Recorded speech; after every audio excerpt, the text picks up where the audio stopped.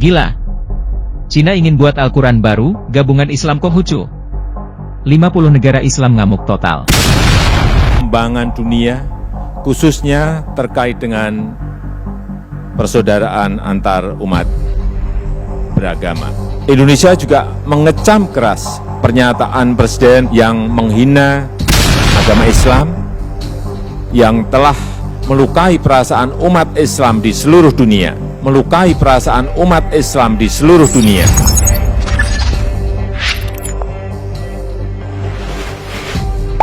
Sahabat bagi-bagi, sudah gila si Cina. Dalam suatu langkah yang mengejutkan dan memprovokasi masyarakat internasional, Cina kini dengan berani mengembangkan rencana untuk merancang sebuah Al-Quran versi baru. 50 negara Islam dunia mengecam keras aksi kurang ajar Beijing ini.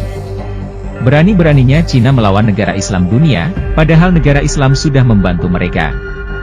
Versi yang dirancang tidak sembarangan, melainkan akan menggabungkan nilai-nilai Islam dengan Konghucu, salah satu ajaran tertua yang tumbuh dan berkembang di tanah Tiongkok. Tidak heran jika langkah ini memicu kemarahan dan kecaman dari banyak negara Islam. Namun, apa sebenarnya niat Cina dengan rencana kontroversial ini? Apakah menantang perang 50 negara Islam dunia? Apakah Cina ingin diserang oleh 50 negara Islam dunia?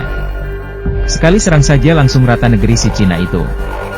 Aneh saja negeri Cina ini, lama-lama negara Islam dunia gabung sama Amerika, buat nyerang Cina kalau semakin hari semakin sembrono. Menurut laporan Radio Free Asia, tindakan Cina ini merupakan bagian dari strategi besar-besaran sinifikasi Islam.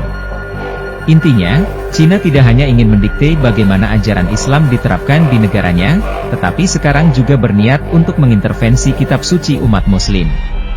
Pernyataan ini bukanlah hal baru bagi Beijing. Sejak 2018, ibu kota Cina telah mengekspresikan niatnya untuk mencinakan Islam. Akan tetapi, rencana konkret untuk memodifikasi Al-Quran baru-baru ini memicu perhatian global, khususnya ketika para pejabat pemerintah dan tokoh akademisi berkumpul di Urumqi, Xinjiang, wilayah yang dikenal sebagai pusat populasi Muslim Uighur.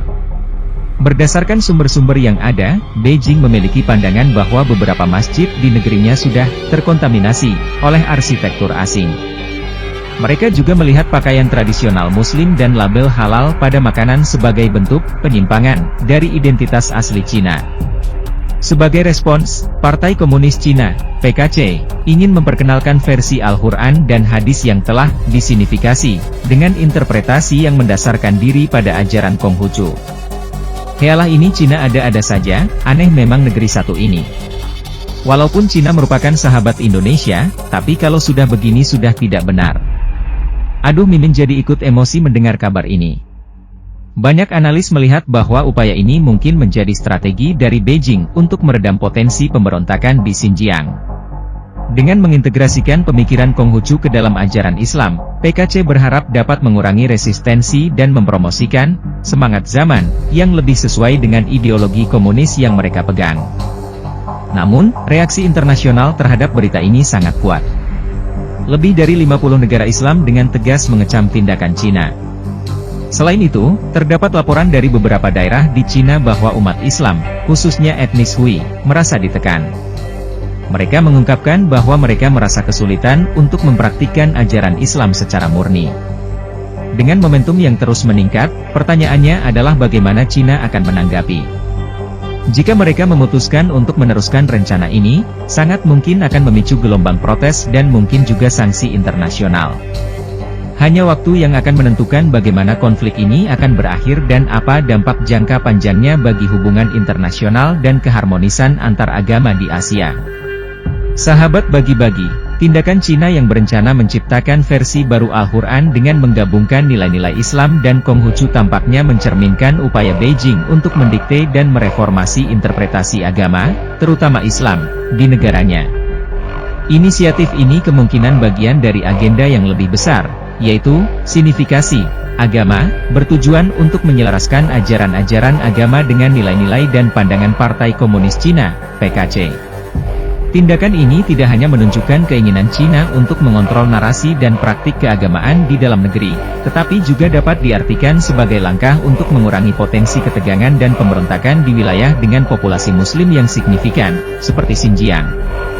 Akan tetapi, inisiatif ini perlu mendapat perhatian serius mengingat dampak potensialnya terhadap komunitas Muslim internasional. Menggabungkan ajaran Islam dengan Konghucu bisa dilihat sebagai bentuk penghinaan terhadap otentisitas dan kemurnian ajaran Islam. Hal ini telah dibuktikan dengan reaksi keras dari lebih dari 50 negara Islam.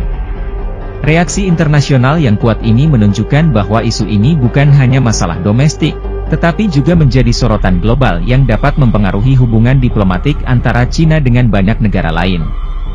Apabila Cina memilih untuk melanjutkan rencana ini, kemungkinan besar akan memicu ketegangan yang meningkat, bukan hanya pada level domestik dengan umat Muslim di negaranya tetapi juga secara internasional. Konsekuensinya mungkin meluas hingga mendapat sanksi internasional, demonstrasi, atau bahkan boikot. Di sisi lain, Cina mungkin melihat ini sebagai strategi untuk meningkatkan kontrol sosial dan mengintegrasikan populasi Muslim lebih dalam ke dalam masyarakat Tiongkok secara keseluruhan. Namun, hal ini bisa membawa konsekuensi jangka panjang bagi hubungan internasional serta keharmonisan antar agama di Asia, dan mungkin juga secara global. Bagaimana menurut kalian? Yuk diskusikan di kolom komentar. Merdekalah kita seutuhnya, merdeka!